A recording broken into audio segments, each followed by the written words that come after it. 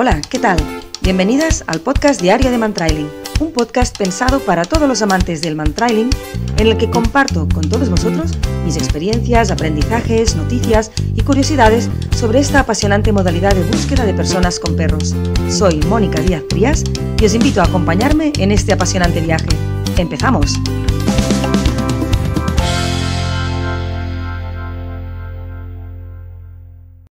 Hola, ¿qué tal? Bienvenidos de nuevo al podcast diario de Mantrailing, entrando ya en el nuevo curso, 1 de septiembre, y con muchas ganas de retomar la rutina.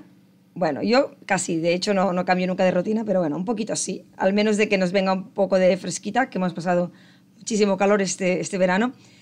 Si notáis que tengo la voz un poco distinta, un poco más rasposa y afónica, básicamente es porque hace nada, un par de días que hemos regresado del Summer Camp y, bueno, cosas que pasan.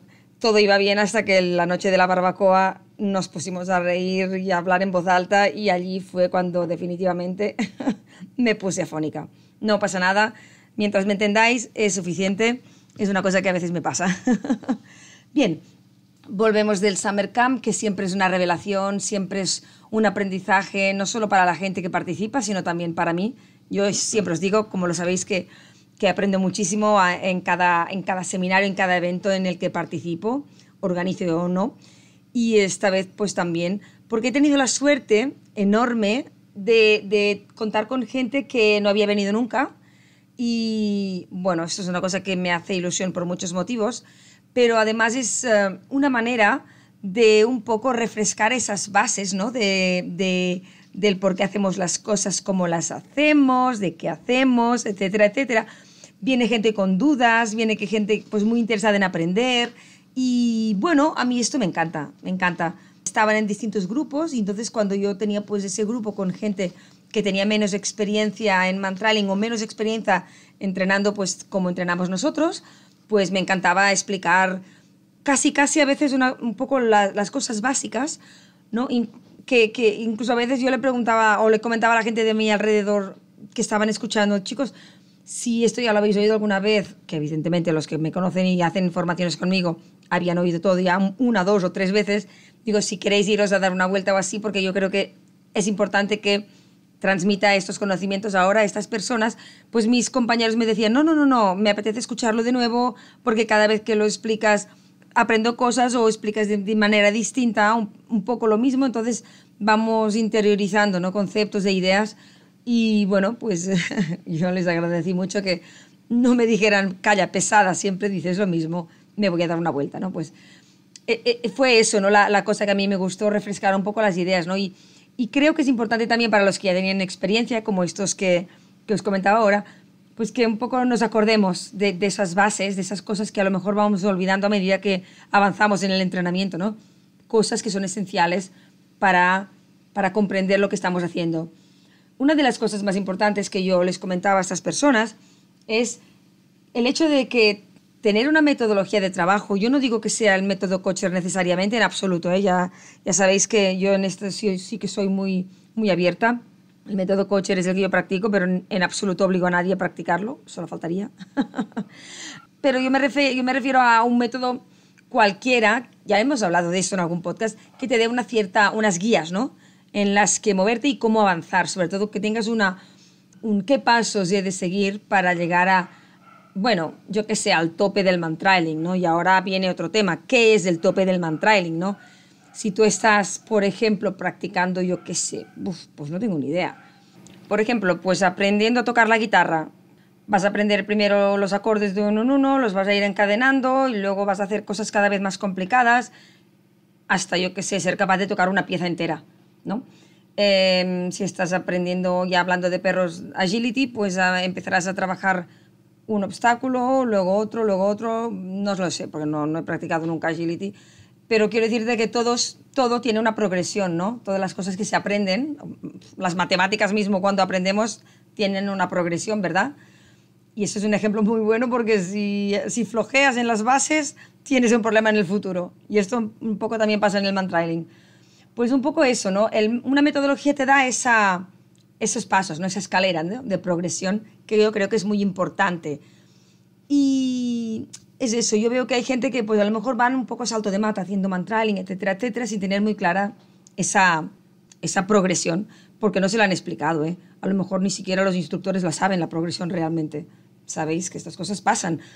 Se ha puesto tan de moda el mantrailing hoy en día que cualquiera se atreve con unos conocimientos relativamente escasos o básicos y ¡pum!, se lanzan. Entonces, ¿hasta qué punto estas personas son capaces de explicarte toda una metodología y cómo progresar? Pues no lo sé. No lo sé porque no les conozco, no conozco cómo trabajan. En fin, dicho esto, cualquier método va a tener una metodología, ¿no? Por eso se llama métodos. Y no una metodología simplemente, sino una manera de progresar. Nosotros, en el método Coacher, que es el que practico yo, como sabéis, no quiero hacerme pesada con esto, tenemos una progresión que nos lleva a cumplir un objetivo. El objetivo de cualquier persona que practica mantrailing o cualquier binomio debería ser llegar a un punto con un artículo de olor, bueno, y en ese punto empezar a trabajar con su perro, haciendo pues lo que hagan habitualmente, y si hay olor en la zona, que el perro lo encuentre, el trail, y lo siga hasta que encuentre la persona o hasta que se acabe el olor en algún punto o el trail en algún punto, pues yo qué sé, porque la persona se ha caído, porque la persona le ha recogido un vehículo, etcétera, y que también sea capaz de decirnos en el punto de inicio si no hay trail, ¿vale? O sea, para mí esto es lo importante, que es lo que a nivel operativo se requiere de un binomio, ¿no? Que sea capaz de dar esta información. Hay trail, si hay hacia dónde va, hasta dónde llega, y si no hay trail, pues también que nos lo indique con un marcaje. Dicho esto, luego en el método se va desglosando cómo se llega a esto, ¿no? Cómo se va enseñando todo esto paso por paso a cada binomio, ¿no? Fijaros que hablo de binomio porque los dos tienen que aprender, ¿eh? Tanto el perro como el guía. ¿Vale? Entonces, si este es nuestro objetivo, pues tenemos que plantearnos, ¿vale? ¿Cómo empezamos? El perro primero tiene que comprender el juego, ¿no? Seguir olor para obtener la recompensa del figurante. Simplemente esto. Luego, que haga buenos negativos cuando el olor se le acaba para irnos guiando, ¿no? A través de esta estela de olor. Que el guía sea capaz de leer todas estas indicaciones que hace el perro para saber, teniendo un mapa mental en la cabeza, por dónde ha pasado, por dónde había olor, por dónde no había olor, etcétera, etcétera. Tenemos que enseñar al perro un marcaje, el marcaje del figurante o el marcaje para indicaros que tiene un problema, como un obstáculo para seguir el trail, una puerta, una valla, un marcaje que también nos indique otro problema, que es que se le acabe el trail, o otro problema aún mayor es que no haya ni siquiera trail. Todo esto, fijaros, todas estas cosas hay que estructurarlas, digamos, esta progresión hay que estructurarla de manera que el perro la comprenda, ¿vale? Entonces, ¿por qué este podcast lo he titulado Todo tiene un porqué? Porque hay veces que me encuentro, y esto es una de las discusiones o conversaciones interesantísimas que tenía estos días, hay veces que hacemos las cosas sin saber por qué y sin saber que estamos construyendo cosas, patrones motores o comportamientos que nos van a servir para el futuro. Entonces, esto no es un problema de la persona que practica mantrailing, es un problema del instructor que no lo ha explicado bien, quizás también por desconocimiento. Por ejemplo, una persona me comentaba que sí que les habían dicho alguna vez de hacer esta vuelta de inventario, de la que ya hemos hablado algunas veces, pero que le decían, bueno, tú simplemente haz una vuelta alrededor del artículo o del arnés, depende del tipo de inicio, y ya está, y lo vistes. Y claro, me decía, a mí nunca me habían explicado el por qué era importante esa vuelta, para qué servía esa vuelta de inventario, ¿no? Y claro, esa persona me dijo, pues ahora entiendo el por qué y ahora realmente voy a implementar esta vuelta de inventario por todos los motivos que nos has explicado, ¿no? Y están explicados ya en algún otro podcast, no me acuerdo de qué capítulo. Entonces, comprender lo que hacemos, porque eso trabaja de cara al futuro, construye cosas de cara al futuro, es importantísimo. Una correa larga, ¿por qué tenemos que ir con correa larga? Pues también tiene un porqué. Correa larga para darle espacio al perro, para que trabaje de manera más independiente. Ya hemos hablado también, correa larga para que se exprese mejor, exprese esos movimientos siguiendo la estela de olor, esos negativos fluidos de lado a lado, esas medias lunas, etcétera, etcétera, o los círculos en el trail. Con correa corta eso no lo puede expresar tan bien el perro. Si no lo expresa bien, no podremos leerlo, ¿vale? Esta es otra de las cosas. ¿Por qué? Y ahora os explicaré una muy interesante. ¿Por qué ponemos el arnés en el momento de empezar y quitamos el arnés cuando acabamos? Pues porque queremos que el perro tenga un on y un off del trabajo. ¿Por qué?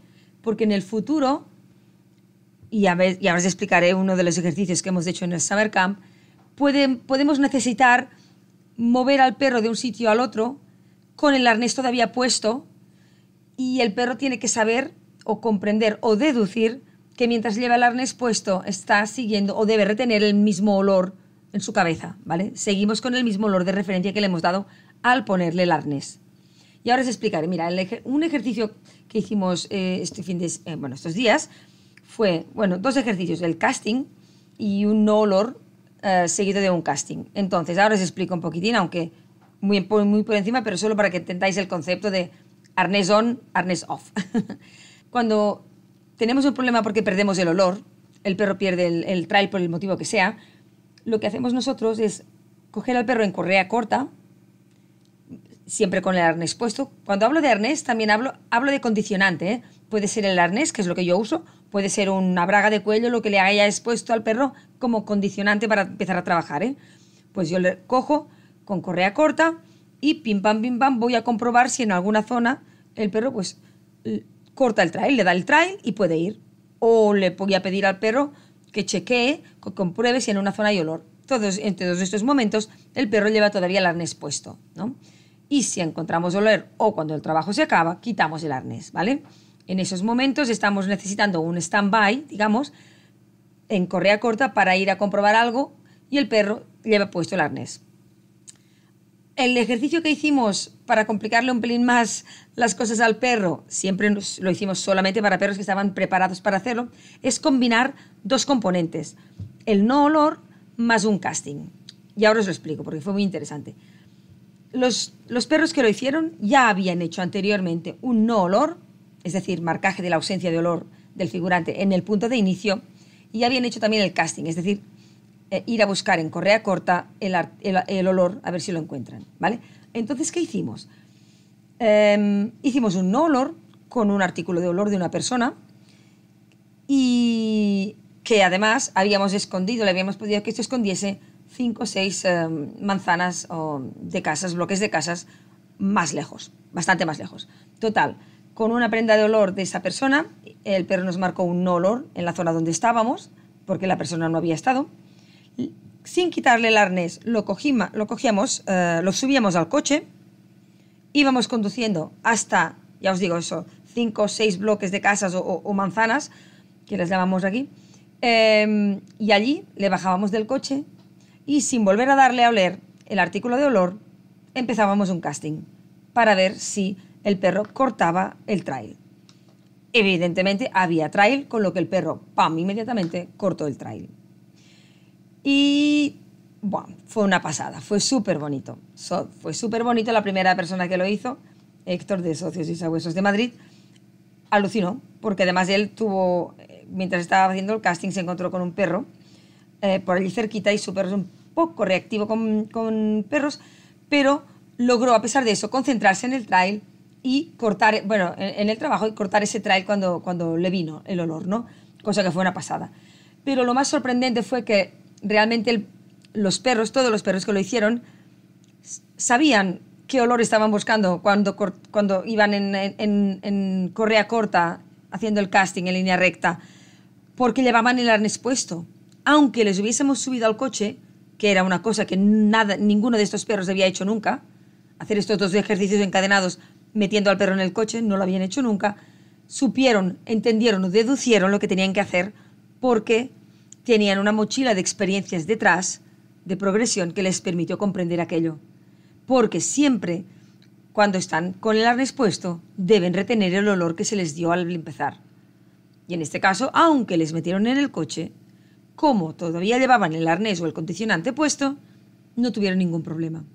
Y alguna de las personas que no había entrenado con nosotros, le expliqué, te das cuenta, y a todos también lo expliqué, os dais cuenta cómo el haber construido un perro bien construido, con comprensión paso por paso de todo lo que está haciendo, hace que el perro comprenda un ejercicio nuevo que le hemos puesto o una situación o un parámetro nuevo. Porque ninguno de los perros que hizo este ejercicio tuvo ningún problema. Todo tiene un porqué. ¿Por qué le quitamos el arnés cuando acaba el trabajo al perro? Para que sepa que se ha acabado en ese momento y ya no tiene que seguir ese olor. ¿Qué pasa si no se lo quitamos? Que mantiene todavía el olor, ese olor en su memoria a corto plazo, porque es el último que le dimos. Es una pasada. Es lo que te hace pensar que siguiendo una metodología y una progresión adecuada, el perro va comprendiendo todo lo que estás haciendo, ¿no? Y eso es un poco de lo que os quería hablar porque creo que es importantísimo. Primero entender por qué hacemos las cosas. Y si estáis haciendo mantrailing y no acabáis de entender el porqué de algo, preguntadlo.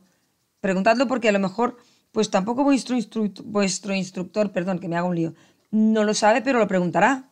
En mi caso, yo también me gusta investigar y si algo no sé, lo pregunto, ¿no? Pero es importante saber por qué hacemos las cosas y sobre todo sería muy importante que nuestros instructores nos explicasen el porqué de las cosas, no ahora, sino de cara al futuro, como lo que hemos comentado, hacer la vuelta de inventario bien, entrenar un buen marcaje que no deja de ser comunicación, poner y quitar el arnés para que el perro sepa cuando está en modo trabajo y tiene que seguir ese olor y deja de tener que guardar ese olor en su memoria.